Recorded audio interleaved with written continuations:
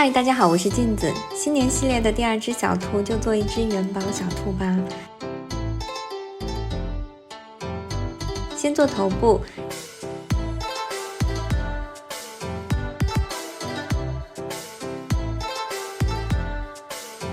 依次做出嘴巴、鼻子和眼睛，加一顶小帽子。黑色的线用笔画出来，帽子可以提前做好，在一旁稍微晾干一下。加上耳朵，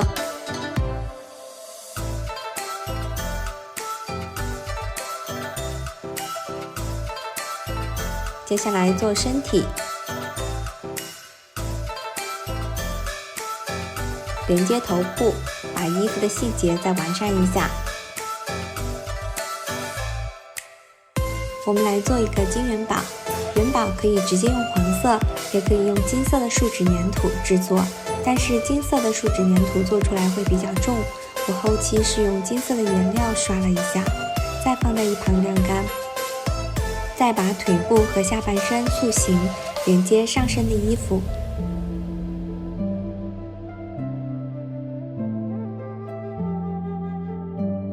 加上手臂，粘上元宝，再加一个小尾巴，最后在耳朵、脸还有脚掌处刷上色粉，那么元宝小兔就做好了。